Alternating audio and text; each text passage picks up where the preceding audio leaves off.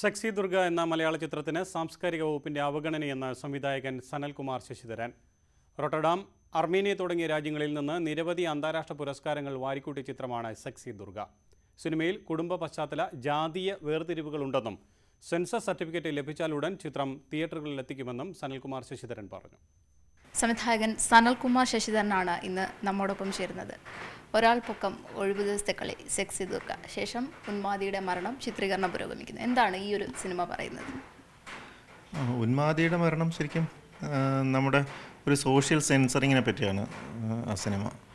അതായത് censor board ഒന്നുമല്ല, നമ്മുടേതായ ഒരു സോഷ്യൽ സെൻസറിങ് ഉണ്ട്, കൾച്ചറൽ സെൻസറിങ് ഉണ്ട്. നമ്മളെന്ത് ചിന്തിക്കുന്നു, നമ്മൾ ഏത് തരത്തിൽ സംസാരിക്കുന്നു, ഏത് തരത്തിൽ ആളുകളോട് പെരുമാറുന്നു, അങ്ങനെയുള്ള കാര്യങ്ങളിലൊക്കെ ഒരുതരം അറിയാതെയുള്ള ഒരുതരം സെൻസറിങ് ഉണ്ട്. അതിനെപ്പറ്റിയാണ് ആ സിനിമ പറയുന്നത്. നമുക്കറിയാം, നമ്മുടെ സൊസൈറ്റി വളരെ പൊളിറ്റിക്കലായിട്ടുള്ള ഒരു സൊസൈറ്റിയാണ്. ഈ ഒരു ചിത്രവും അല്ലെങ്കിൽ സിനിമ ഒരു പൊളിറ്റിക്കൽ ടൂളായിട്ട് മാറുന്നുണ്ടോ പലപ്പോഴും? സിനിമ തീർച്ചയായിട്ടും ഒരു പൊളിറ്റിക്കൽ ടൂൾ തന്നെയാണ്. അതായത് ഒരു സൊസൈറ്റിയിൽ എന്താണ് നടക്കുന്നത് അതിൻ്റെ ഒരു മിററിംഗ് ആണ്. നമ്മൾ എന്ത് നടക്കുന്നു എന്നുള്ളതിനെ ഒന്ന് നോക്കിക്കാണാനുള്ള ഒരു ഉപാധിയാണ് സിനിമ. അത് എല്ലാ സിനിമയല്ല, പ്രത്യേകിച്ചും ആർട്ട് സിനിമ ഉറപ്പായിട്ടും അത് തന്നെയാണ് ചെയ്യാൻ ശ്രമിക്കുന്നത്. എത്രമാത്രം അത് സക്സീഡ് ചെയ്യുന്നൊന്നും എനിക്കറിയില്ല. പക്ഷേ ആർട്ട് സിനിമയുടെ ഒരു പ്രധാന ജോലി എന്ന് പറയുന്നത് തന്നെയാണ് സോഷ്യൽ മിററിംഗ് ആണ്. താങ്കളുടെ ചിത്രങ്ങൾ പരിശോധിക്കുകയാണെങ്കിൽ ചെറിയ ബജറ്റിൽ ഒരുങ്ങുന്ന ചിത്രങ്ങൾ, വലിയ താരങ്ങളില്ല, വലിയ ആർഭാടമോ ബഹളമോ ഒന്നുമില്ലാതെ ആയിരിക്കും അതിൻ്റെ ഒരു റിലീസിങ്ങും. പലപ്പോഴും വലിയൊരു ജനക്കൂട്ടത്തിലേക്ക് സനൽകുമാർ ശശിധരൻ്റെ ചിത്രങ്ങൾ എത്തുന്നില്ല. അല്ലെങ്കിൽ ഒരു ബഹുഭൂരിപക്ഷം പേരും അല്ലെങ്കിൽ ഒരു ക്ലാസ് ആൾക്കാർ മാത്രമാണ് ഈ ചിത്രങ്ങൾ കാണുന്നത്. ഒരു ബഹുഭൂരിപക്ഷം പേരിലേക്ക് ഈ ഒരു ചിത്രം എത്തുന്നില്ല എന്ന് തോന്നിയിട്ടുണ്ടോ? അങ്ങനെയാണെങ്കിൽ എന്തുകൊണ്ടാണത്? അത് സ്വാഭാവികമാണ്. കാരണം കൂടുതൽ ആളുകൾ എൻ്റർടൈനിങ് ആയിട്ടുള്ള സിനിമകളാണ് കാണാൻ പോകുന്നത്. അപ്പോൾ എൻ്റെ സിനിമകൾ അങ്ങനെ ഒരു എൻ്റർടൈനിങ് ആയിട്ടുള്ളൊരു സിനിമയാണെന്ന് എനിക്ക് തന്നെ തോന്നിയിട്ടില്ല. കുറച്ചൊന്ന് നമ്മൾ സിനിമ കാണുകയും കണ്ടതിന് ശേഷം സിനിമയിൽ ഇൻവോൾവ് ചെയ്യുകയും അതിനൊക്കെ സമയവും മനസ്സുമൊക്കെ ഉള്ള ആളുകളാണ് അത്തരം സിനിമ കാണാൻ പോവുക. അപ്പോൾ അതുകൊണ്ട് തന്നെ ഒരു വലിയ ജനക്കൂട്ടം സിനിമ തിയേറ്ററിൽ ഇടിച്ചു കയറി വന്നിട്ട് സിനിമ കാണുമെന്ന് എനിക്ക് തന്നെ തോന്നുന്നില്ല. പക്ഷേ സീരിയസ് ആയിട്ട് സിനിമ കാണുന്ന ഒരു വലിയ ആൾക്കൂട്ടം നമ്മുടെ ഇടയിലുണ്ട്. ഉദാഹരണത്തിന് IFFKയിലൊക്കെ വലിയൊരു സിനിമയെ സീരിയസ് ആയിട്ട് കാണുന്ന ഒരുപാട് പേരുണ്ട്. ഞാൻ ചോദിച്ചാൽ അതല്ല, ഒരു വലിയൊരു സമൂഹത്തിലേക്ക് സനൽകുമാർ ശശിധരൻ്റെ ചിത്രങ്ങൾ എത്താതെ പോകുന്നത് ഒരു മാർക്കറ്റിങ്ങിൻ്റെ ഒരു ഭാഗത്തെ ഒരു പ്രശ്നം കൊണ്ടാണെന്ന് തോന്നുന്നുണ്ടോ? അതെനിക്കറിയില്ല. തെറ്റായ മാർക്കറ്റിംഗ് കൊണ്ട് തെറ്റായ ഒരു ജനക്കൂട്ടത്തിലേക്ക് ഒരു സിനിമ എത്തിക്കുന്നതിലും കാര്യമില്ല. കാരണം ഒരു സിനിമ അത് സംസാരിക്കാൻ പ്രാപ്തമായ ഒരു ജനക്കൂട്ടത്തെ തേടി പോകണമെന്നാണ് എനിക്ക് തോന്നുന്നത്. അതല്ല എങ്കിൽ നമ്മളിപ്പോൾ ഒരു തെറ്റായ മാർക്കറ്റിംഗ്, ഇപ്പം ഈ സിനിമ വരൂ കാണൂ, ഇത് പിന്നെ എന്താണ് ഒരു ഭയങ്കര നിങ്ങൾ അതിശയിപ്പിക്കുന്ന സിനിമയാണെന്നൊക്കെ പറഞ്ഞിട്ട് ഒരു വലിയ പോസ്റ്റിംഗ് അടിച്ചിട്ട് ആളുകൾ തിയേറ്ററിൽ വന്നിട്ട് അവർക്ക് ഒന്നും മനസ്സിലാവുകയില്ല, അവർക്ക് 2 മണിക്കൂർ ബോറടിച്ചിട്ട് ഇറങ്ങി പോകുന്നതിനേക്കാളും ഈ സിനിമ എന്താണെന്ന് അറിയുന്ന കുറേ ആളുകളുണ്ട്. അത്തരം ആളുകൾ വന്ന് സിനിമ കണ്ടാൽ മതി എന്നാണ് എനിക്ക് തോന്നുന്നത്. അത് പക്ഷേ അവരുടെ എണ്ണം ക്രമേണ കൂടണം. ഇപ്പോൾ ഈ ഒരു തരം സീരിയൽ പാറ്റേണിലുള്ള സിനിമകൾ മാത്രമല്ലാതെ കുറച്ച് ചിന്തിക്കാൻ കൂടി നമ്മളും കൂടി പ്രേക്ഷകനും കൂടി ഇൻവോൾവ് ചെയ്യുന്ന തരത്തിലുള്ള സിനിമകൾ ഉണ്ടാവുകയും അത്തരം സിനിമകൾ കാണാൻ ഉള്ള ആൾക്കൂട്ടം കൂടുകയും ചെയ്യുമ്പോഴാണ് സിനിമ വിജയിക്കുന്നത്. താങ്കളുടെ സെക്സി ദുർഗ റിലീസിനൊരുങ്ങുന്ന സെക്സി ദുർഗയെക്കുറിച്ച് പറയുകയാണെങ്കിൽ 18ഓളം ഫെസ്റ്റിവലുകളിൽ വിവിധ രാജ്യങ്ങളിൽ മത്സര വിഭാഗങ്ങളിൽ ചിത്രം പ്രദർശിപ്പിച്ചു കഴിഞ്ഞു. റോട്ടർഡാമിലും അർമേനിയയിലും അടക്കം ചിത്രത്തിന് വലിയ പുരസ്കാരങ്ങളും കിട്ടി. എങ്ങനെയാണ് ഒരു വിദേശ ഓഡിയൻസ് നമ്മുടെ ഈ ഒരു ചെറിയ സാമൂഹ്യ സാഹചര്യത്തിലുള്ള ഒരു സിനിമ എങ്ങനെയാണ് അവർക്കത് റിലേറ്റ് ചെയ്യാൻ പറ്റുന്നത്? ഒന്ന്, പുറത്തുള്ള ആളുകൾക്ക് അവർക്ക് നമ്മുടെ താരങ്ങളൊന്നും അറിയില്ല. അവർക്ക് അതിനകത്ത് അഭിനയിക്കുന്ന എല്ലാവരും താരങ്ങളാണ്, അഭിനേതാക്കൾ മാത്രമാണ്. താരങ്ങളെ കുറിച്ചല്ല ചോദിച്ചത്, നമ്മുടെ ഒരു സാമൂഹ്യ സാഹചര്യം എങ്ങനെയാണ് അവർക്ക് റിലേറ്റ് ചെയ്യാൻ പറ്റുന്നത്? അതാണ് ഞാൻ പറഞ്ഞു വരുന്നത്. അതായത് അപ്പോൾ ആ സിനിമയിൽ ആരഭിനയിച്ചു എന്ന് നോക്കിയിട്ടൊന്നുമല്ല അവർ സിനിമ കാണുന്നത്. അവർ സിനിമ കാണുന്നത് സിനിമയായിട്ട് മാത്രമാണ് സിനിമ കാണുന്നത്. അതുകൊണ്ട് തന്നെ അവർക്ക് വളരെയധികം ഇൻവോൾവ് ചെയ്ത് സിനിമ കാണാൻ പറ്റും. നമ്മുടെ ഇവിടെ ആളുകൾ സിനിമ കാണുന്നതിനേക്കാളും കൂടുതൽ കാര്യക്ഷമമായിട്ട് സിനിമയെ കുറിച്ച് ആലോചിച്ചിട്ടാണ് അവർ സിനിമ കാണുന്നത്. വളരെ വലിയ സ്വീകാര്യതയാണ് സെക്സി ദുർഗയ്ക്ക് ഇതുവരെ കിട്ടിയിട്ടുള്ളത്. താങ്കൾ നേരത്തെ പറഞ്ഞതുപോലെ 18ഓളം ഫെസ്റ്റിവലുകളിൽ ചിത്രം പ്രദർശിപ്പിച്ചു. മത്സര വിഭാഗത്തിൽ അർമേനിയയിലും റോട്ടർഡാമിലും അടക്കം ചിത്രത്തിന് മികച്ച സിനിമയ്ക്കുള്ള ഹിബോസ് ടൈഗറും ഒപ്പം തന്നെ മറ്റു പുരസ്കാരങ്ങളും ക്യാമറയ്ക്കടക്കം പുരസ്കാരങ്ങൾ കിട്ടിയിരുന്നു. ഒരുപക്ഷെ എനിക്ക് തോന്നുന്നു മലയാള സിനിമയിൽ ഇത്രയും അധികം പുരസ്കാരങ്ങൾ ലഭിച്ച മറ്റൊരു ചിത്രമുണ്ട് എന്ന് തോന്നുന്നില്ല. എന്തുകൊണ്ടാണ് ഇതിനൊരു വലിയൊരു വാർത്താ പ്രാധാന്യം കിട്ടാതെ പോയി എന്ന് തോന്നുന്നുണ്ടോ? എനിക്ക് പേഴ്സണലി തോന്നിയതാണ് വലിയൊരു വാർത്താ പ്രാധാന്യം കിട്ടാതെ പോയി എന്നുള്ളത്. ചലച്ചിത്ര അക്കാദമിയുടെ ഭാഗത്തു നിന്നുള്ള ഒരു പ്രതികരണം ഒക്കെ എങ്ങനെയായിരുന്നു? ചലച്ചിത്ര അക്കാദമി ഇതുവരെയും ഈ സിനിമയ്ക്ക് പുരസ്കാരം കിട്ടിയതിലോ അല്ലെങ്കിൽ ഇങ്ങനൊരു സിനിമ ലോകത്ത് പല മേളകളിൽ പോയതിലോ യാതൊരു അറിഞ്ഞിട്ട് ഉള്ള ഭാവം പോലും നടിച്ചിട്ടില്ല. പിന്നെ നമ്മുടെ സിനിമ മന്ത്രി ചെയ്തത് ഫേസ്ബുക്കിലൊരു പോസ്റ്റ് ഇടുകയായിരുന്നു ചെയ്തത്. അപ്പോൾ അതൊക്കെയാണ് സിനിമയ്ക്ക് വേണ്ടി ചെയ്യുന്നതാണ് എന്നാണ് എനിക്ക് മനസ്സിലാക്കാൻ പറ്റിയത്. അത് എനിക്കതിൽ ഒരു വലിയ പരാതിയോ പരിഭവമൊന്നുമില്ല.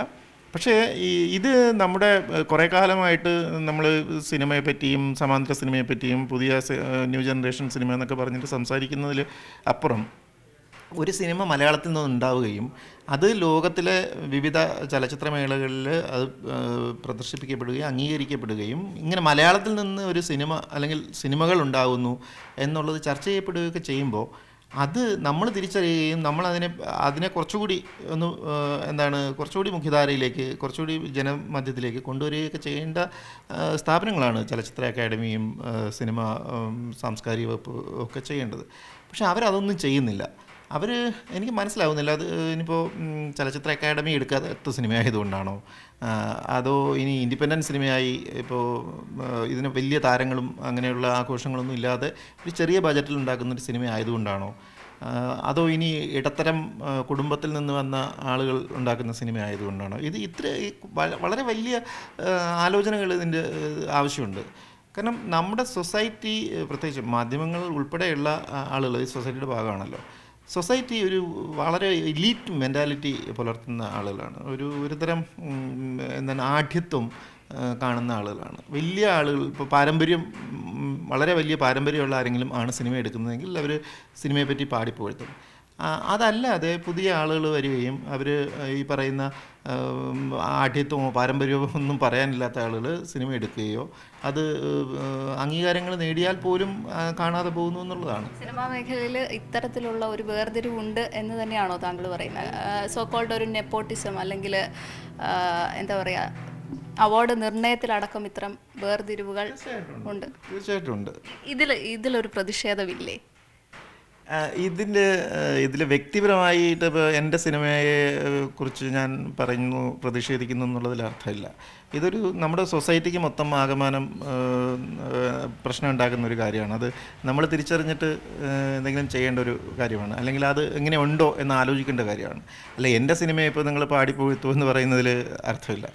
പിന്നെ മാധ്യമങ്ങളൊക്കെ എൻ്റെ സിനിമയെ പറ്റി എഴുതിയിട്ടുണ്ട്, ധാരാളം എൻ്റെ സിനിമയെ പറ്റി എൻ്റെ സിനിമകളെ പറ്റി എഴുതിയിട്ടുണ്ട്. പക്ഷേ അത്തരം എഴുത്തുകൾ വരുന്ന എപ്പോഴെന്ന് ചോദിച്ചു കഴിഞ്ഞാൽ തിയേറ്ററിൽ വരുന്ന സമയത്ത്, അപ്പോൾ സഹായിക്കാൻ വേണ്ടി, അതെ, അയാളെടുക്കുന്ന സിനിമയല്ലേ, അത് തിയേറ്ററിൽ വരികയല്ലേ, എൻ്റെ സുഹൃത്തുക്കളായിരിക്കും പത്രക്കാർ, അപ്പോൾ അവരെഴുതുന്നു. അതല്ലാതെ ഈ സിനിമയ്ക്ക് ശരിക്കും അർഹമായ രീതിയിലുള്ള ഒരു പ്രാതിനിധ്യം കിട്ടുന്നുണ്ടോ ഈ സിനിമയ്ക്കെന്നല്ല, ഏത് കാര്യമായാലും എനിക്കറിയില്ല. ഇനി വേറെ ഇപ്പോൾ ഈ സിനിമയാണ് ഉണ്ടായത്, ചിലപ്പോൾ ഇനി വേറെ ആരെങ്കിലും ഇതിനേക്കാളും വലിയൊരു സിനിമ എടുക്കും, അവർ ഇതിനേക്കാളും വലിയൊരു അവാർഡ് ഉണ്ടാവും, അവർ വളരെ ചെറിയ പശ്ചാത്തലത്തിൽ നിന്ന് വരുന്നവരായിരിക്കും. പക്ഷേ അത്തരം കാര്യങ്ങളിൽ വളരെ വിപുലമായ ചർച്ചയും അതാണ് നമ്മുടെ ഒരു സൊസൈറ്റിയുടെ ഒരു കൾച്ചറിനെ മുന്നോട്ട് കൊണ്ടുപോകേണ്ടത്. പക്ഷെ അതുണ്ടാവുന്നില്ല. അതൊരു വളരെ ദുരന്തം തന്നെയാണ്. വ്യക്തിപരമായി പ്രതിഷേധിക്കുന്നതിൽ അർത്ഥമുണ്ടെന്ന് എനിക്ക് തോന്നുന്നില്ല. വ്യക്തിപരമായി അല്ലാതെ സിനിമ എടുക്കുന്ന അനേകം പേരുടെ പ്രതിനിധിയായിട്ടെങ്കിലും ഒരു പ്രതിഷേധം അറിയിക്കുന്നു. തീർച്ചയായിട്ടും ഉണ്ട്. അത് പ്രതിഷേധിക്കേണ്ട ഒരു കാര്യം തന്നെയാണ്. പരാതിപ്പെടുക എന്നുള്ളതിലല്ല, ഇത് തീർച്ചയായിട്ടും ഒന്ന് അവലോകനം ചെയ്യേണ്ട കാര്യമാണ്. ഇതെന്തുകൊണ്ട് ഇങ്ങനെ ഒരു സാഹചര്യം ഉണ്ടാകുന്നു എന്നുള്ളത് അവലോകനം ചെയ്യേണ്ട കാര്യം തന്നെയാണ്. ഈ ഒരു സിനിമ പ്രഖ്യാപിച്ചത് മുതൽ അല്ലെങ്കിൽ ഇതിന് അവാർഡ് കിട്ടിയത് മുതൽ ഇതിൻ്റെ പേരിൻ്റെ ഒരു രാഷ്ട്രീയത്തെ ചൊല്ലി പലവിധ വിവാദങ്ങൾ വന്നു. ഹിന്ദുത്വ ഗ്രൂപ്പുകളുടെ പല ഭീഷണികളും താങ്കൾക്ക് തന്നെ വന്നിരുന്നു. അത് വാർത്തയുമായിരുന്നു. ഏറ്റവും ഒടുവിൽ രാജശ്രീ ദേശ്പാണ്ഡെക്ക് കിട്ടിയ ചില പേഴ്സണൽ മെസ്സേജ് അടക്കം അവർ കഴിഞ്ഞ ദിവസം ഫേസ്ബുക്കിൽ പോസ്റ്റ് ചെയ്തു. എന്തുകൊണ്ടാണ് ഇങ്ങനെ സിനിമയെ നമ്മുടെ ജനങ്ങൾ ഭയപ്പെടുന്നത്? ജനങ്ങളാഗമനമല്ല, ഒരു ചെറിയ വിഭാഗം, പ്രത്യേകിച്ചും റിലീജിയസ് ആയിട്ടുള്ള മതവിഭാഗങ്ങൾ സിനിമയെ വളരെയധികം പേടിക്കുന്നുണ്ട്. കാരണം സിനിമ എന്ന് പറയുന്നത് ഒരു വളരെയധികം ജനകീയമായിട്ടുള്ളൊരു കലാരൂപമാണ്. അപ്പോൾ അതിലൂടെ ഒരുപാട് ചിന്തകൾ ഉണർത്തിയിടാൻ പറ്റും. അതുകൊണ്ട് തന്നെ ഒരു സിനിമ ജനങ്ങളിലേക്ക് പോകുന്നതിന് മുൻപ് അത് എങ്ങനെയുള്ള സിനിമയാണ്, ആരെക്കുറിച്ച് സംസാരിക്കുന്നു എന്നൊക്കെ അവരിങ്ങനെ കാതോർത്തിരിക്കുന്നുണ്ട്. അത് ഈ സിനിമയെന്ന് മാത്രമല്ല, എല്ലാ ഇത്തരം ഉണ്ടാകുന്ന എല്ലാ സിനിമകളെ പറ്റി ഇത്ര പ്രശ്നങ്ങളുണ്ട്. ഇപ്പോൾ ലിപ്സ്റ്റിക് അണ്ടർ മൈ ബുർഖ എന്ന് പറയുന്ന സിനിമ വളരെ വലിയ പ്രശ്നം ഉണ്ടായി, സെൻസർ ബോർഡ് പ്രശ്നം ഉണ്ടാക്കി.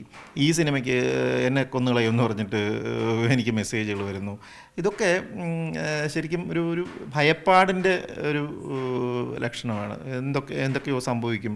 അത് ശരിക്കും പോസിറ്റീവും കൂടിയാണ്. കാരണം ഒരു സിനിമയെ ഭയപ്പെടുന്നു എന്ന് വെച്ച് കഴിഞ്ഞാൽ ആ സിനിമയെ അവർ ഗൗരവമായിട്ട് എടുക്കുന്നു എന്നുള്ളതാണ്. ഇത്തരം പ്രതിഷേധങ്ങളും ഭീഷണികളും ഒക്കെ അത് ഉണ്ടാകുന്നു എന്നുള്ളതിൽ ഒരു വശത്ത് അതൊരു നല്ല കാര്യമാണ്. തീർച്ചയായും സദാചാര ബോധത്തെ ചോദ്യം ചെയ്യുന്ന ഇത്തരം വെല്ലുവിളികൾ അല്ലെങ്കിൽ ഇതൊക്കെ പ്രതിരോധിച്ച് വേണ്ട ഈ ഒരു സിനിമ തിയേറ്ററിലെത്താൻ സെൻസർ ബോർഡിൻ്റെ സർട്ടിഫിക്കറ്റ് ലഭിച്ച സിനിമയ്ക്ക് ഇതുവരെയും സെൻസറിന് അപ്ലൈ ചെയ്തിട്ടില്ല. അതിന് കുറേ നൂലാമാലകളുണ്ട്. അപ്പോൾ അത് നടന്നുകൊണ്ടിരിക്കുന്നതാണ് അതിൻ്റെ പ്രൊസീജിയർ. പിന്നെ അതിന് സെൻസർ ബോർഡിൽ ഇപ്പോൾ തന്നെ എത്രയോ കംപ്ലയിൻറ്റ്സ് പോയിട്ടുണ്ടെന്നൊക്കെയാണ് പറയുന്നത്. കുറേയേറെ ബുദ്ധിമുട്ടുകളുണ്ട്. ഇപ്പോൾ മുംബൈ ഇൻ്റർനാഷണൽ ഫിലിം ഫെസ്റ്റിവൽ ഈ സിനിമയുടെ ഒരു സ്പെഷ്യൽ സ്ക്രീനിങ് ചോദിച്ചിട്ടുണ്ടായിരുന്നു. അപ്പോൾ അവർ ഇൻഫർമേഷൻ ബ്രോഡ്കാസ്റ്റിംഗ് മിനിസ്ട്രിക്ക് കത്തെഴുതിയിരുന്നു. അപ്പോൾ അത് സ്പെഷ്യൽ സ്ക്രീനിങ് കാണിക്കാൻ പറ്റില്ല എന്ന് പറഞ്ഞിട്ട് അവർ പ്രദർശനാനുമതി നിഷേധിക്കുകയായിരുന്നു ചെയ്തത്. അപ്പോൾ ഇത് തന്നെ ആയിരിക്കും മിക്കവാറും അവർ ഇനി ഇവിടെയുള്ള ഫെസ്റ്റിവലുകളിലും ഒക്കെ ഈ സിനിമയ്ക്ക് എതിരെ എടുക്കുന്ന നിലപാട്. അതൊരു വെല്ലുവിളി തന്നെയാണ്. ജനങ്ങളിലെത്തിക്കാൻ വേണ്ടിയാണ് സിനിമ എടുക്കുന്നത്. നമ്മുടെ നാട്ടിലുള്ള ജനങ്ങൾ കാണാൻ വേണ്ടിയാണ്, വെളിയിലുള്ള ആളുകൾ കാണാൻ വേണ്ടിയില്ല. എന്നോട് ഒരുപാട് പേര് ചോദിക്കുന്നുണ്ട് എന്തുകൊണ്ടാണ് ഇവിടെ കാണിക്കുന്നില്ല എന്നുള്ളത്. ഇവിടെ കാണിക്കാത്തതല്ല, ഇവിടെ കാണിക്കാൻ ആഗ്രഹമുണ്ട്, ഇവിടെ കാണിക്കും. പക്ഷേ കുറേ കടമ്പകളുണ്ട്. മറ്റു നാട്ടുകളിലെ പോലെ അല്ല നമ്മുടെ നാട്. നമ്മുടെ നാട് ഒരുപാട് ഇടുങ്ങിയ ഒരു കാലത്തിലേക്ക് പൊയ്ക്കൊണ്ടിരിക്കുകയാണ്.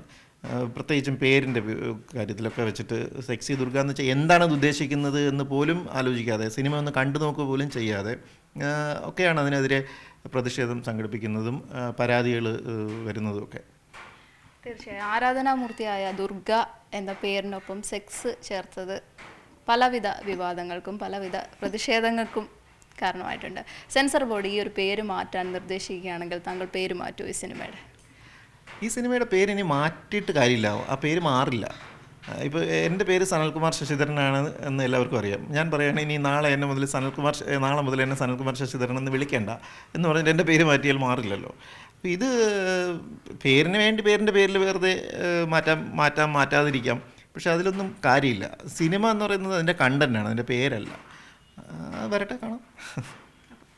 അവസാനമായി സമാന്തര സിനിമകളുടെ വക്താവായി സനൽകുമാർ ശശിധരൻ എന്ന സംവിധായകനെ അറിയപ്പെടാനാണോ അതോ സോക്കോൾഡ് താരങ്ങൾ അണിനിരക്കുന്ന ഒരു വാണിജ്യ സിനിമ താങ്കളുടെ ഭാഗത്തു നിന്ന് പ്രതീക്ഷിക്കാമോ? ഒരിക്കലും താരങ്ങളുള്ള ഒരു സിനിമ ഉണ്ടാവുമെന്ന് എനിക്ക് തോന്നുന്നില്ല. കാരണം എൻ്റെ സിനിമയിൽ അഭിനേതാക്കളേ ഉള്ളൂ, താരങ്ങളില്ല.